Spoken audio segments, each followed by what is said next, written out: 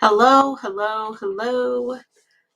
Good morning. If it is morning where you are, good afternoon or good evening, wherever it is, wherever you are, or whatever it is, wherever you are, I hope the greeting of the day is hitting you just right. So I'm Ruthie, as you can see here. And I'm a branding and marketing strategist, in case you didn't know. But if you're watching this right now, it means that you're in my Facebook group, or we're on LinkedIn connected together, or we are on YouTube. So I'm hoping that if you're here, you know who I am and what I do. But just in case you don't, I am the radically authentic branding strategist, and I am the founder of Defy the Status Quo, which is a marketing and branding consultancy, as well as the host of the Defiant Business podcast, which recently just hit 200 episodes just last week. So if you're not checking out the podcast, highly recommend you do. We've got solo episodes, we've got guest episodes, and we've had amazing people on. I'm located in Maryland, and we've had some amazing local and regional people on the podcast. A couple that come to mind immediately are Jennifer McGinley, as well as Nettie Owens, because I saw them at a retreat just last week. I was at the Momentum Live retreat where I got to speak. And that was actually what I was talking about in the description. I was at the Momentum Live retreat, which happens about every 6 months. And we just came together for 3 days of strategic business planning and masterminding and just a lot of deep thinking. And I was invited to speak at that retreat. So I actually was able to do the Why workshop, which is one of my signature workshops. I was able to do the Why workshop at the retreat. So it was super exciting. Yay. Hi. Of course, StreamYard's not telling me who you are, but thank you so much for being here. I appreciate you. So that was kind of where this topic came from, was a result of me thinking about the impact that showing up on video has had on my business. So originally, the original title was, authentic video transformed my public speaking. But then I was like, wait, no, this has reverberated and permeated my entire business. And so that's why the title ended up changing, if you didn't notice. So that's what we're going to talk about today. Please drop your questions, your comments, your emojis, GIFs, if possible, in the comments. I'm happy to take any questions, of course, just to look at different perspectives and whatnot. And if you're doing this on the replay, if you're watching the replay of this, feel free to drop those as well, because I'll still respond. I'll still be here, be checking and watching everything. So the first thing I want to talk about, though, and this is really important, and I did a podcast episode on this on the Defiant Business podcast called The False Promises of Marketing Tactics. And so you're going to want to check that out, because this is what I'm talking about here. You can't apply marketing statistics right? So I want you to think about it when they say that, companies who blog get 6 times more traffic than companies who don't, or companies who use video get, have X number higher revenue, or, companies who run ads get this many more leads. So when you hear these types of remarks, morning. Yes, sorry, I cannot see who you are, because you know how StreamYard is if you don't give them permission. But don't worry, I will be personally coming to thank you in the comments. But just remember, right? So when we're looking at marketing statistics, when you're sitting down with a potential consultant you might want to hire, or an agency you might want to work with, consider the fact that any marketing statistic they throw at you is dependent upon a couple of things. It is not a given that if you decide to go live, it is not a given that if you decide to be on Instagram or blog or do a podcast or anything like that, it is not a given if your content does not connect. Those statistics are not a given if your content does not connect. Here's the example I want to give you. I was on a new app that just launched today. I was on it yesterday because I was part of the beta program. The app is called Wisdom, and it's place for it is an audio streaming app, but there are also recordings of all of the talks, so you can go check them out. But I was talking about this yesterday and it seemed to get a pretty good chuckle. But I want you to consider a movie that had a high budget, right? A high budget to make. It had it was wonderful actors and everything in it. It's got all the CGI, it's got all the things. And it bombed. Let's say it was bad. Like, let's say people like, what is happening here? What happened to the plot of this movie? Right? So one example that comes to mind, and it's probably because I love him as a person, at least the person that I see online, right? I love this presentation of him. But Ryan Reynolds and the Green Lantern. Ryan Reynolds doesn't even like talking about the Green Lantern. And let's think about it. Like, first of all, they had Ryan Reynolds in it. They had the CGI, they had the effects, they had the backing, right? It's a comic book movie. You would think that it would be so great, like they already have the story, but people were confused about the Green Lantern and it did not perform well. Like, historically speaking, most people didn't really like it that much. I mean, I enjoyed it, but I guess it wasn't something to phone home about, you know? So I want you to consider that even if you have the biggest budget, you put in all the monies, right? Your content can still perform badly if it is mediocre at its heart. And I am not attacking the quality of your content, but what I am saying is that when you have content that checks the box technically, right? Your content has great technique, but no art, no heart to it.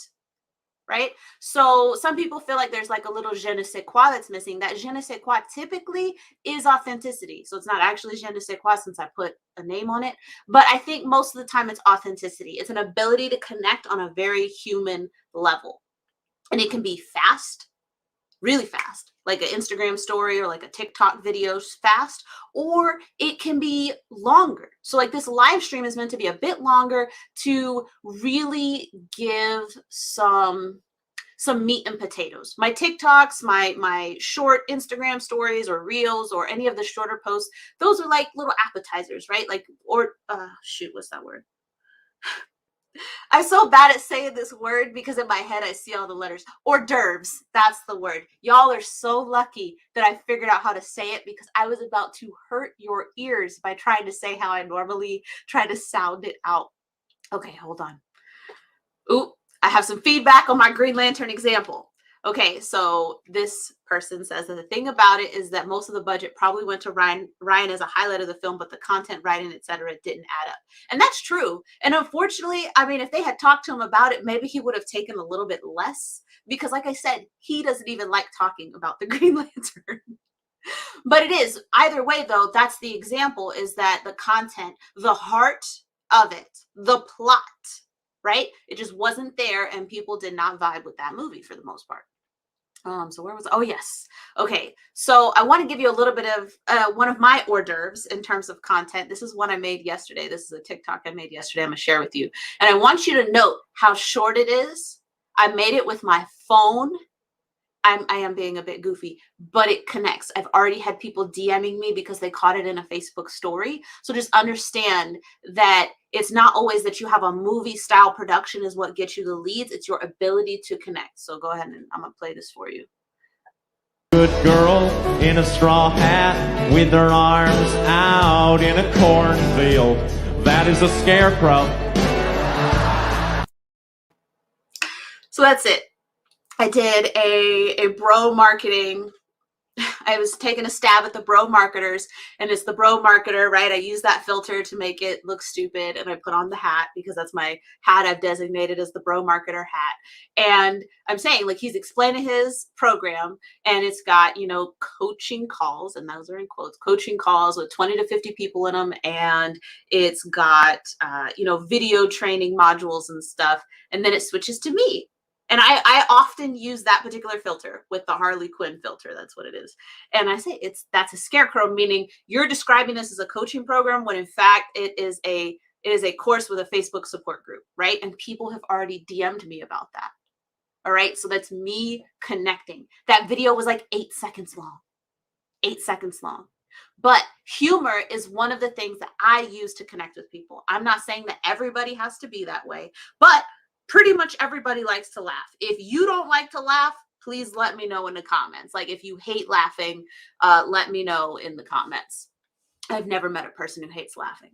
So if that's you, I probably should get away from you. But so let's get into some of the things, some of the benefits, right? Some of the things that I feel like my business transformed from. You're exactly like I expected you to be. Once I started showing up authentically in video, and it felt so good. There's a little child. So of course I scheduled this live stream a few days ago, and then now I have 2 kids at home because they were like coughing and stuff. Anyway, so that might be some of the stuff you're hearing. But yeah, so people were like, "You're exactly like how I expected you to be," and I'm like, "Really?" And they're like, "Yeah, you're just exactly the way that you are in your marketing. That's how you are." And I'm like, "Oh yes." What you see is what you get, but it wasn't always that way, and it wasn't because I was out here intentionally trying to be inauthentic. That wasn't what was happening.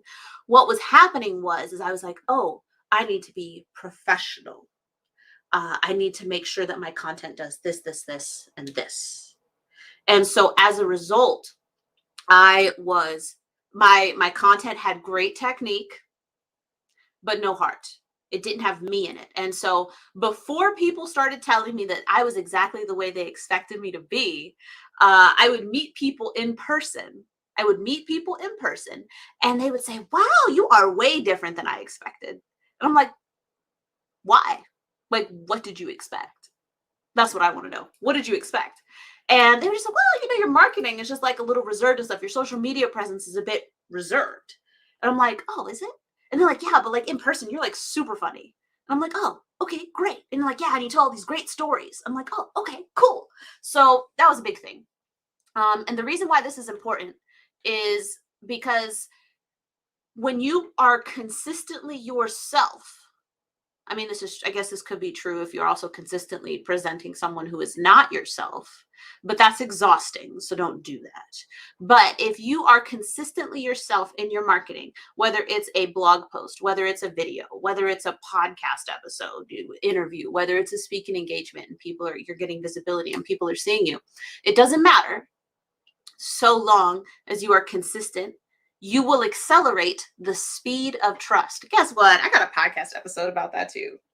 Accelerating the speed of trust. Definitely go check it out on the Defiant Business podcast. But accelerating the speed of trust means you cannot force someone to trust you, but you can create an environment that accelerates the development of that trust. So instead of them taking 18 months to feel like they know you and who you are, it can take a much shorter amount of time due to their exposure from consistent marketing presence. Hi, Krissa. Krissa's here. Yes, you missed the start, but I've been kind of taking my time warming up into this. Yeah, I do have a podcast to see Krissa. So Krissa, she just be showing up and I'm going to toot her horn for her, right? But look, Krissa is my podcast manager. She's an amazing podcast consultant. And a lot of the changes that you've seen in the podcast, the Defiant Business podcast in the last several months have been a result of her helping me form the strategy. The beauty of being a high-performing business owner is that when you find people you can trust to get to know their lane and their area of work deeply, that means you don't have to. So, Krissa, if you are looking to start a podcast, if you need some help with your podcast, I'm going to recommend you talk to Krissa. But every time I do this, I feel like somebody tries to schedule a call with her. So definitely jump on that. But yes, trust comes from the work. Yes. And so you put in the work ahead of time to create an environment that helps people trust you, right? Trust. You're earning their trust through your content. So all of the touch points that somebody may have, maybe they've scheduled a sales call with you. And by sales call, I just mean checking for alignment. I don't even call them sales calls. I like to call them alignment calls. We are checking to see if what you need is in alignment with what I do. If not, I probably have some recommendations for you, whether it's someone else you might want to talk to or some other things that you might want to do before you look at hiring a consultant or coach for the lane that I work in. But these calls allow for smoother calls. Have you ever gotten on the phone with somebody and they don't want to tell you stuff? And they like hedge and they hem and they haw and they like walk around the point like 50 times. It's because they don't trust you. It's because they don't trust you. So when I get on a call, I don't typically have this problem because if they don't trust me, they typically don't schedule a call.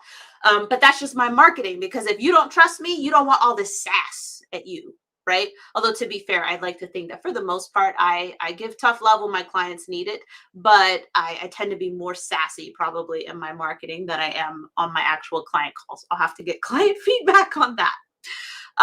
But the calls are smoother because it goes back to what I said before. When people told me, you're exactly like how I expected you to be. When you present that consistently, what happens is ahead of the call, people start to kind of build out their expectation of you. Look at it as like a puzzle. So your marketing may help them fill in a lot of the puzzle. Now, what you don't want to do is get on the call and be the opposite of what they expected, because now that puzzle goes in the trash. That puzzle goes in the trash. When you consistently show up in your marketing in an authentic way, they can fill in most of the puzzle, and then being on the call with you allows them to complete the puzzle. So they feel like they have a good understanding of who you are, how you are, and what it is that you stand for. And that is how you create an environment that accelerates the speed of trust, the development of trust. You're accelerating that. Now, when I say smoother sales calls, I just mean, and I don't mean everybody's like, yeah, I'm going to sign up as a client.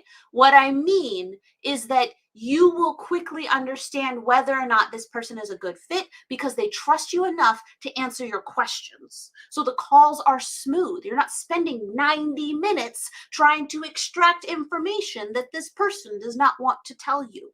Although you shouldn't do that anyway. That's unethical because they don't want to tell you. Okay, Sylvia's on my team as well. She's like responsible for a lot of the social media strategy. So I don't know how much space Sylvia still has in terms of her book of clients, but she's amazing and I recommend her. And more than one of my business friends has taken my advice on that recommendation, but she says, bring all the sass. And we both know that marketing does tend to love strong emotions, but when I express them to you, it's because I genuinely feel it. Yes. Smoother, no pressure calls. That's what we're after. And that's part of this authenticity. Either you accept me for who and how I am, or you don't. And that's just the way that we're going to roll. So other thing, faster partnership arrangements. Again, because people feel like they can trust you, you're able to better determine the people who would be ideal partners for you tend to be attracted to you.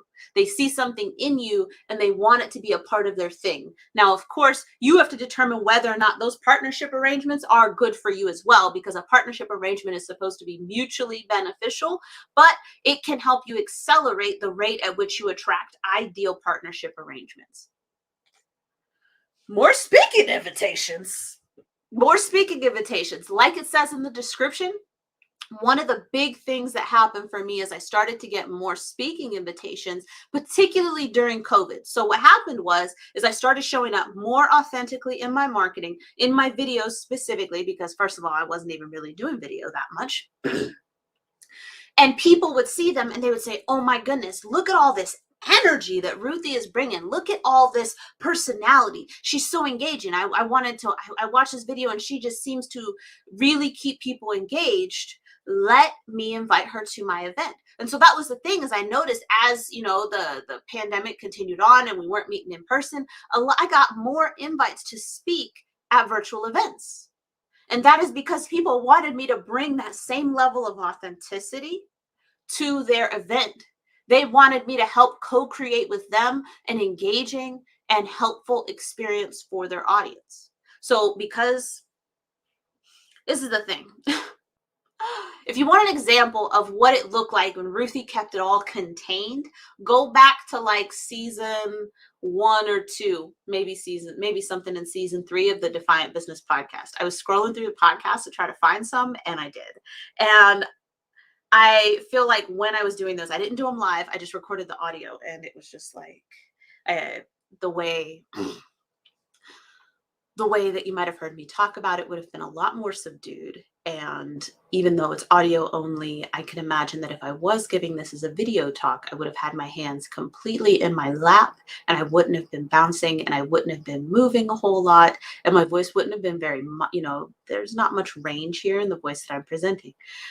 There's nothing wrong with that voice, except that it is me contained If that is just someone's kind of natural range, that's okay. But sometimes when I'm talking, I might go way up here. Maybe I want to be goofy and be way down here. But that is just the way that I show up. And so that was the only problem with that content from back then, is that it was me contained because I was holding back. So this is me unleashed, and whatever you look like unleashed, that will be completely up to you and your journey of self-discovery.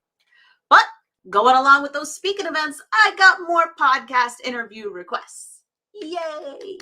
That's awesome, because again, what ends up happening, like if you watch any of my videos, if you listen to the live streams, if you listen to the podcast though, if you're watching a video and you close your eyes, but if you listen to a podcast, all of my personality still comes through.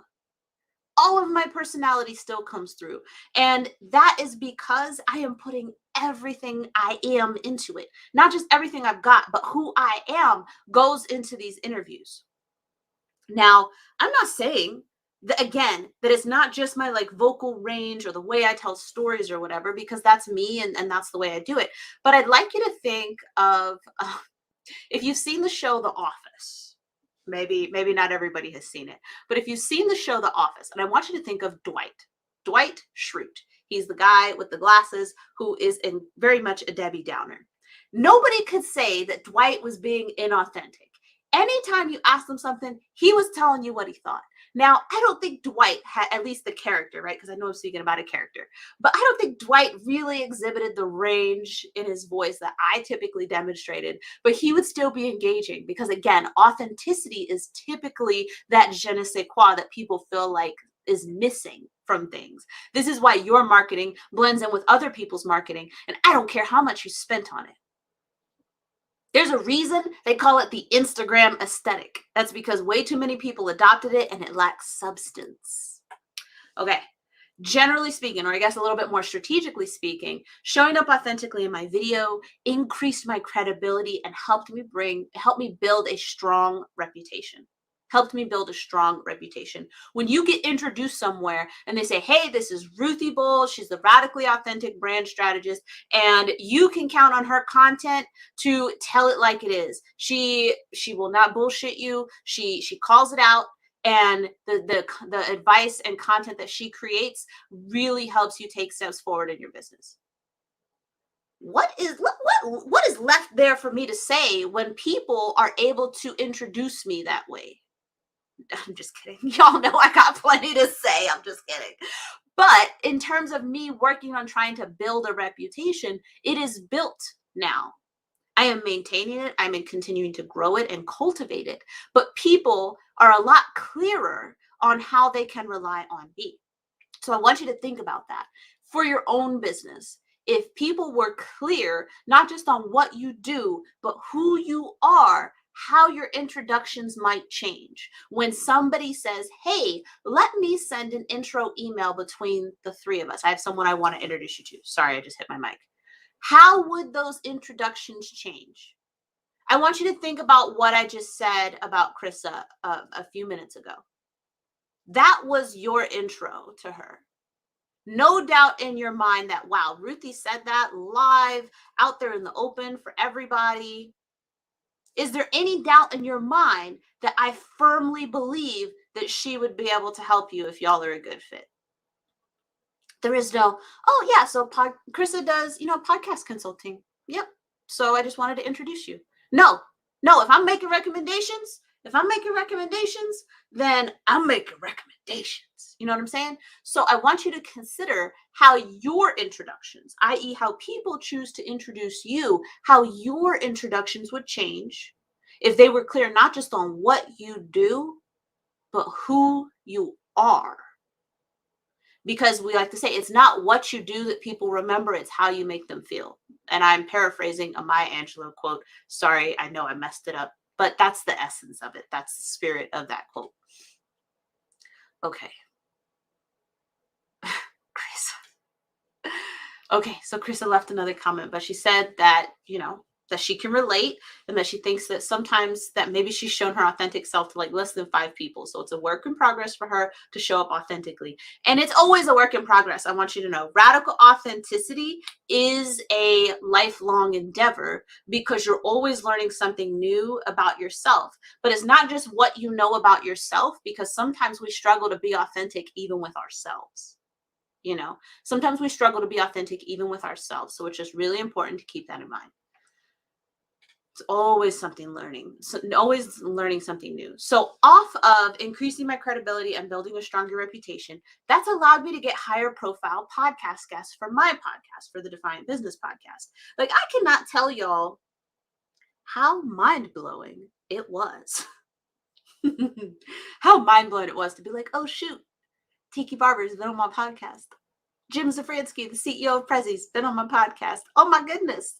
Dave Schools, CMO of Hoppins, been on my podcast. That's amazing. That's amazing to me that I would go from being somebody coming out of the intelligence community, the government intelligence community, deciding to get into the marketing space, deciding to get into the strategy and branding space, create a podcast, and be able to have these people on my podcast. But when you know somebody who knows somebody, they're willing to intro you in such a way that other people trust you. That credibility and that reputation is so very important. Showing up authentically on my video helped me show up authentically everywhere else. Whether it's written, whether it's just audio, whether I'm speaking, right, on somebody's platform.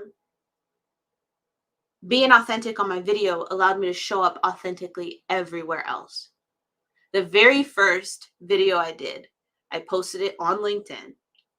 And it was after I attended an event that had a crap ton of toxic positivity. It was just after COVID started. Lots of toxic positivity. And I recorded the video because we didn't even have LinkedIn Live then. I recorded the video and I posted it. It was like a 5-10 minute video. And I was just saying, hey, this is how it was. I sat down, I kind of slouched in my chair a bit. My hair was not done.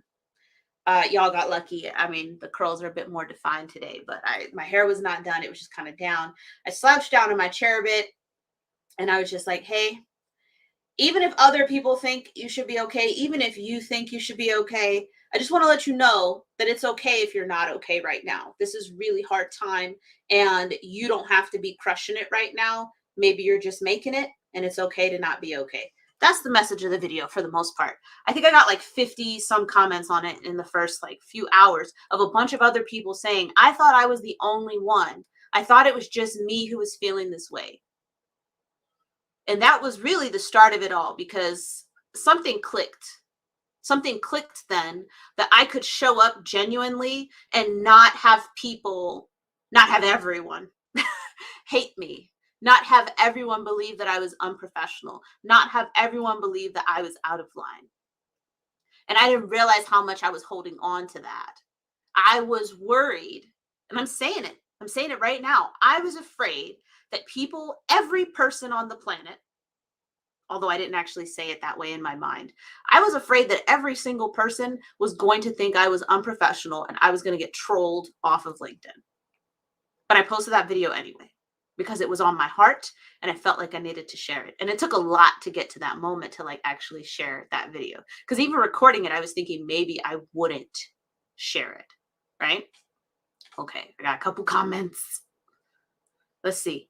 So somebody else had their first in-person too, and it was great on so many levels. They talked about connecting to their passion voice, which is all about authenticity, and they're definitely going to address that in an upcoming video. How we use video on social media has to change for sure. Absolutely. Absolutely. It should be an opportunity to amplify. It should be an opportunity to connect. And that's something I've been focusing a lot more on, is community-focused, community-based marketing. Am I creating this video for, a whole bunch of new people to see me? I don't know. I mean, if people share it and a whole bunch of new people see me, that would be great. But I know who my audience is. And if people just in my audience watch this video, that is perfectly fine. The people in my audience are the people in my community, and that is totally fine. Krista, I am super happy to hear that I've helped you in the realm of authenticity. So I'm looking forward to seeing more of what comes up for you. Krista, shoot, I can't remember what time it is, but Chris is going live. It's going to be in Greek though, and I'm not saying that as a metaphor. She really, like, she speaks Greek, and the live stream she's doing with someone else is going to be in Greek. So I mean, I'm kind of SOL in that regard, but I'm super excited to see her doing it. Let's see. The thing is, if people hate, that's their wall to overcome. Absolutely. What other people think of you is none of your business. So mind your business. And those people don't pay your bills. So finally, the other big thing is that I was able to get more aligned clients. So I was getting clients. I was getting plenty of clients off of LinkedIn, and it was great. But those people, sometimes I would get a client and I was just like, whoa, working with this person is so great. Working with this company, working with this team, it's amazing. And then every now and then, I would, well, not even every now and then, I would say probably about 50% of the time, I'm like, okay, where do I stand with this person? It's a little hard working with them. Like, we were just kind of, the vibe was off a little bit, not a lot, because we wouldn't have worked together at all if the vibe was off a lot. But it was like, it was just, the vibe was just off a little bit. Like, maybe I was a half step behind them in the music or whatever. And when I started getting more authentic in my video, and thus more authentic everywhere, I got more aligned clients. And that was the beauty of it. More aligned clients, which meant a wonderful client experience for them and a wonderful experience for me as the person working with them. That's the other thing I feel like we don't talk about a lot, is if your client experience is poor, your experience working with that client is also poor, right? So a premium or high-end luxury client experience leads to a great, wonderful experience for you as the coach, consultant, or service provider who's working with that person.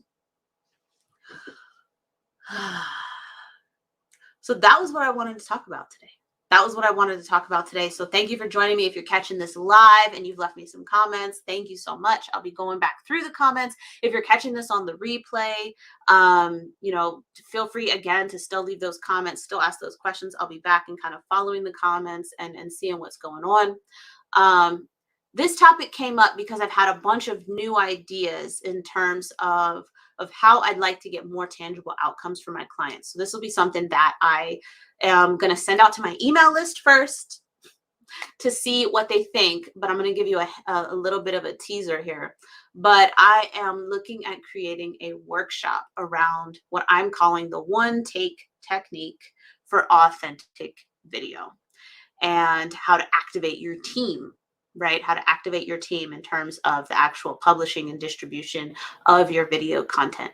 So if that's something that you'd be interested in at least learning more about, DM me your email address if you want to get on the list for the one take technique announcement. All right. So it's just the announcement. I'll shoot it to you. If you have any questions, you can let me know.